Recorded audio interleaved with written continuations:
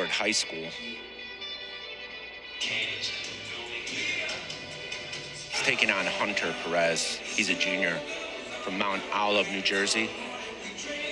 Attended Mount Olive High School.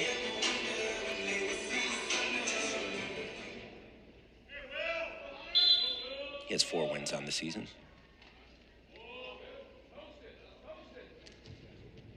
Important to note, Perez does have a 3-match winning streak as well. So Coach Clark's putting it together for some of these guys, right?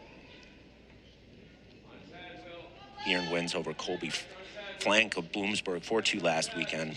Leo Varga of Franklin and Marshall 8-5. Then he had a win over Blake Heinrichsen from Cal Poly 10-6.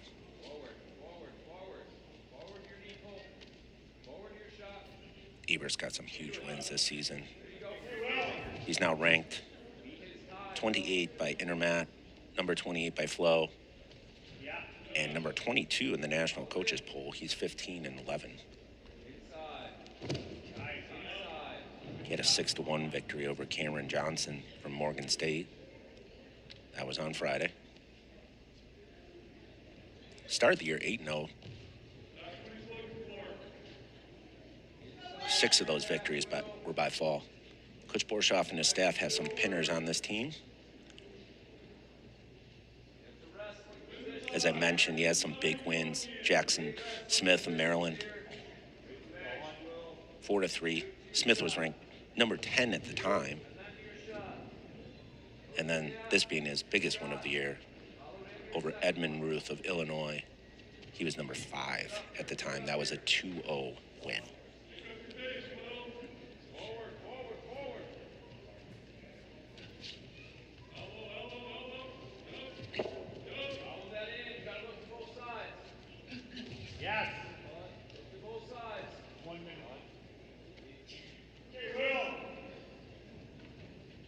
It's either 7 or 8 years ago, I did a clinic at Mount Olive High School. I wonder if Perez might have been there.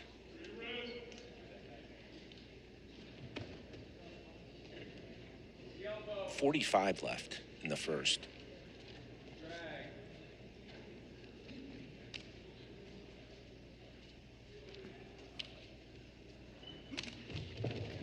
Good action there. You could hear those heavy hands from where I'm sitting. Here comes the challenge break. Binghamton saying keep wrestling through it. So we're going to have a challenge. You only get one a match. If you win it, you get it back, of course.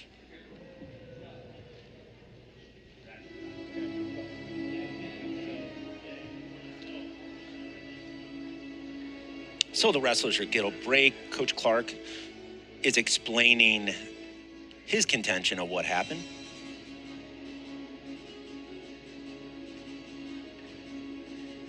Might be saying illegal cutback. I didn't see it from my vantage point.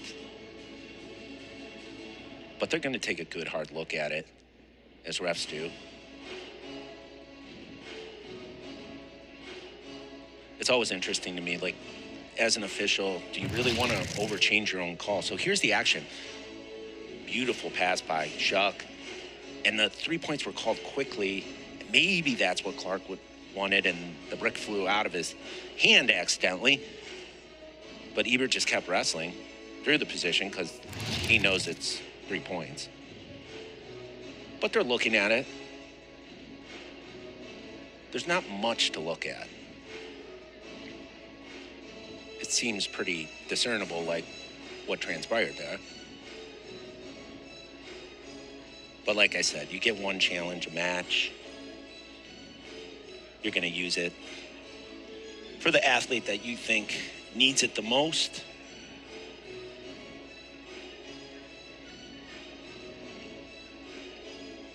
Okay, so the brick goes back to Coach Clark. This is interesting.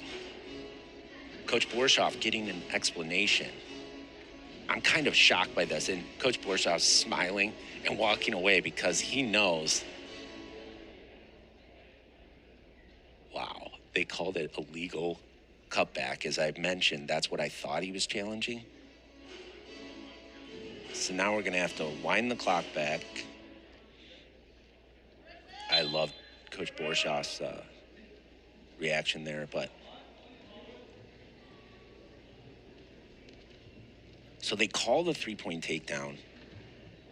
Then they called an illegal hold, really.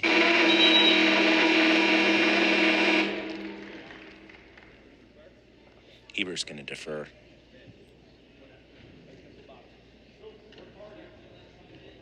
Coach Clark, I apologize. Great challenge.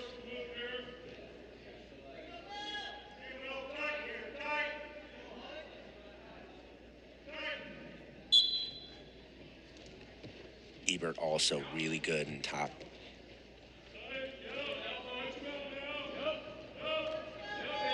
He runs these power halves really well. I will say this, whoever's wrestling Ebert, the training staff needs to have ice bags ready for the shoulders. Oh, that's incredible pressure on the lower back. I mean,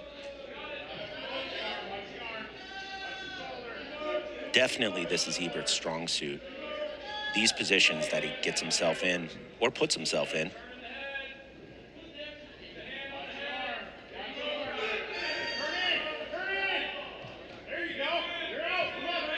Good action there, though.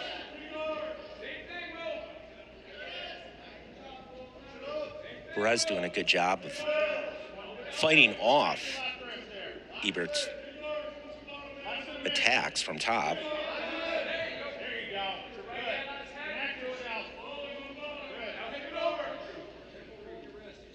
We'll see a trend with the Binghamton wrestlers. Most of them are or have gotten very good from top.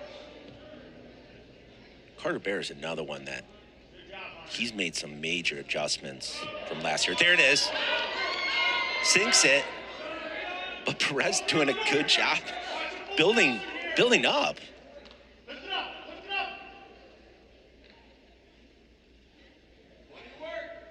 It was a punishing period for anyone underneath Ebert. Inside of 10 seconds now in the second period. I'll be interested to hear what Coach Borshoff says about that sequence there that was challenged. Obviously a good job by Clark, seeing something that I didn't see over here. And the refs agreed. They're right, I'm wrong. That's why I'm sitting over here.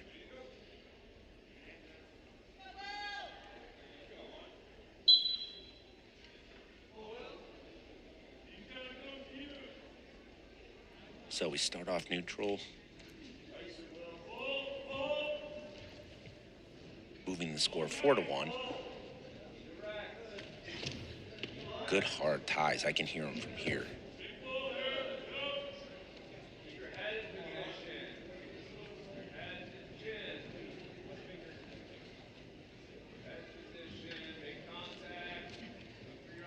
Ebert's had a couple matches that he would want back, but he's got a lot of season to go. And he can turn many of those around at the EIWAs that are going to be hosted by Lehigh this year.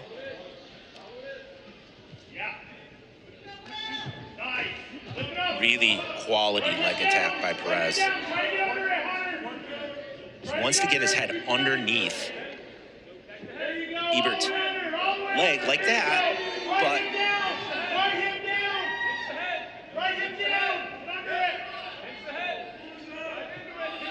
so now Ebert's putting himself in a position where he might turn this into his score. He has the near leg locked, of course. Wants to fight hands, pull straight up. He wants to pull straight up. Clark won in a stalemate. And the ref's letting him go. And there it is. Good effort, both guys, but Ebert changed that around. Obviously, initially it was Perez's leg attack.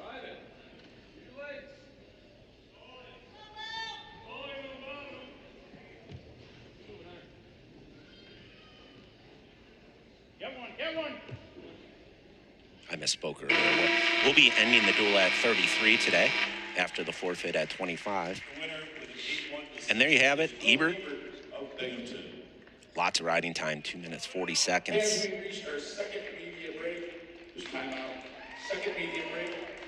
Ebert definitely putting it together.